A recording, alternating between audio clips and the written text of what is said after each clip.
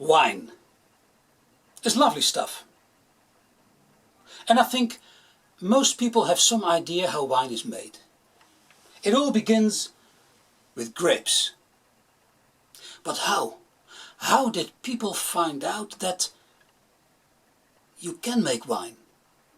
How did they discover that? There's a story about it. Listen.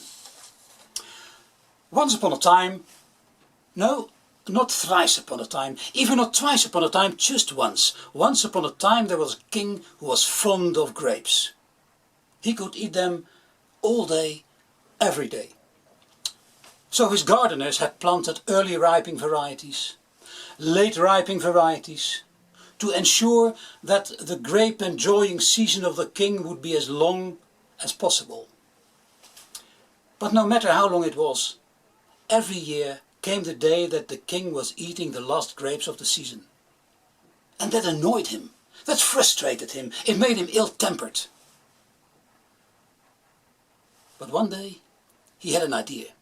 He realized that in the cellars of the castle the wheat harvest was stored every year in huge clay pots.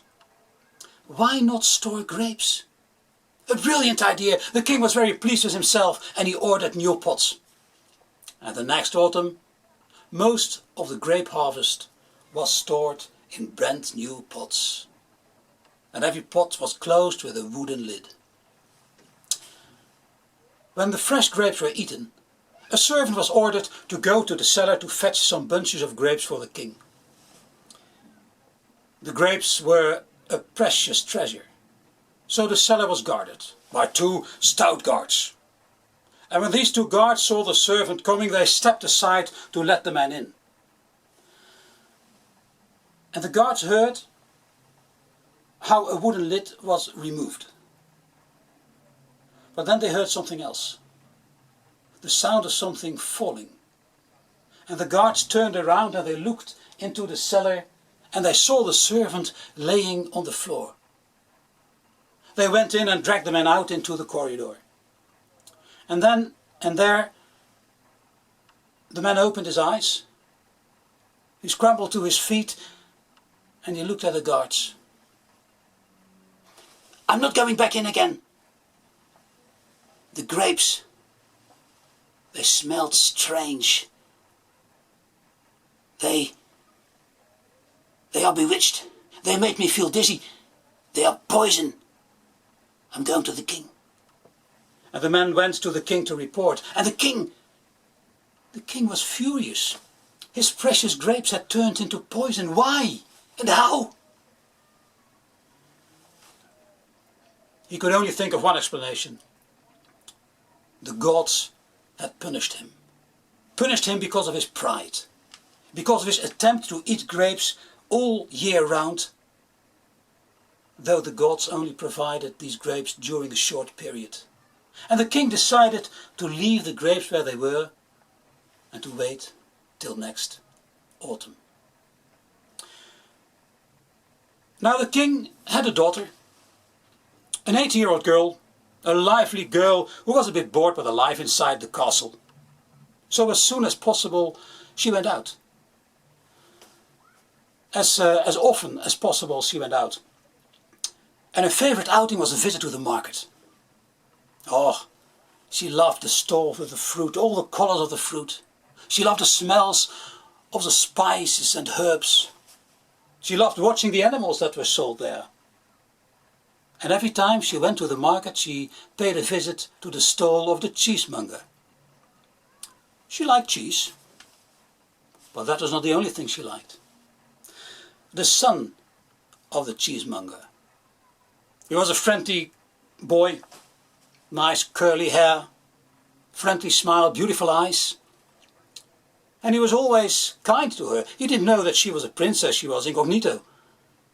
But every time he visited the stall and his father wasn't watching, he gave the girl a piece of cheese. Yeah. Now the parents of the princess, the king and the queen, they wanted their daughter to have a good marriage.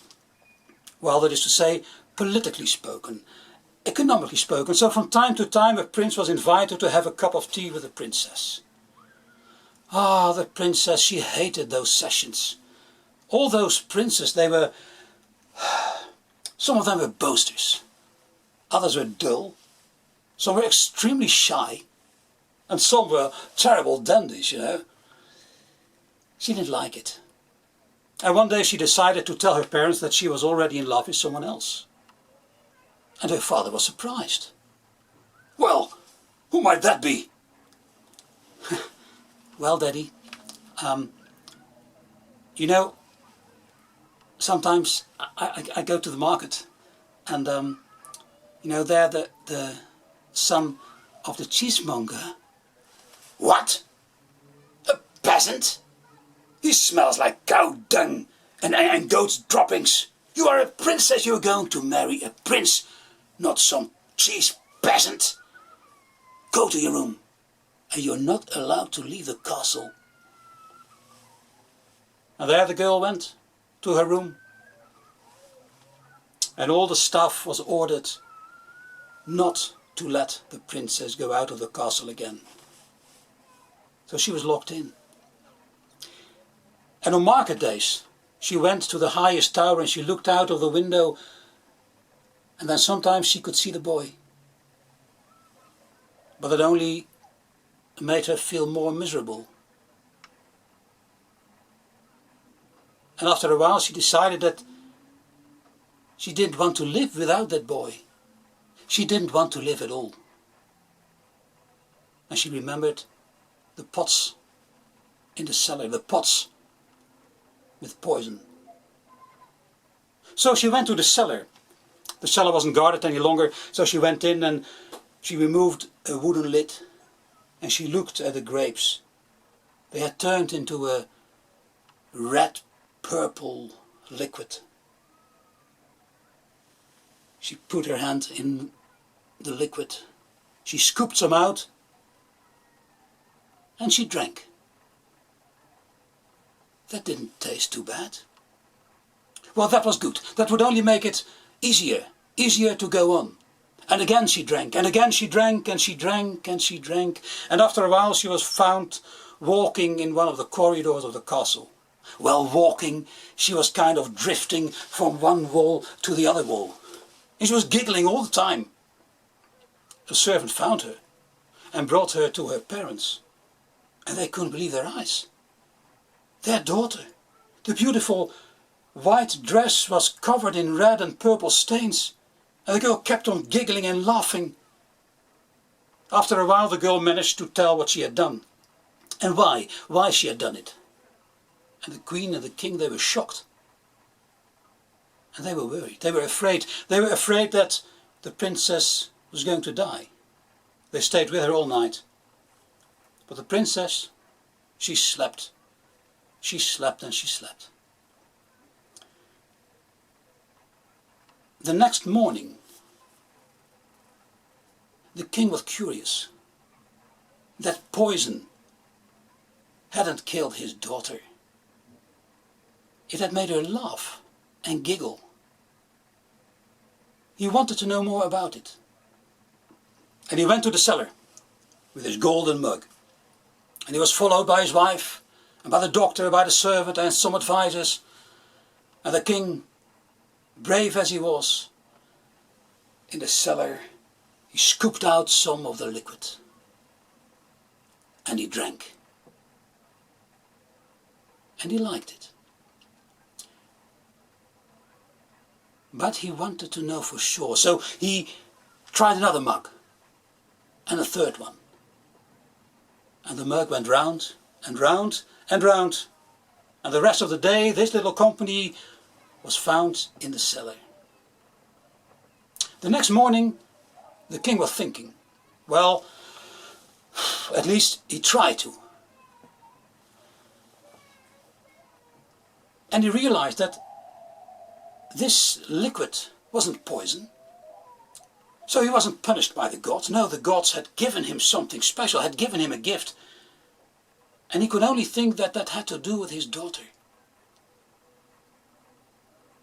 And he came to the conclusion that the gods blessed his daughter, blessed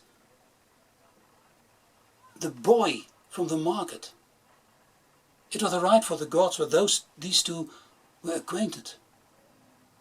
So who was he? The king. And he approved also. And the girl could meet the boy again. And of course, like in every fairy tale, they married. And they had a happy marriage. But these two also discovered that wine and cheese can form a perfect marriage.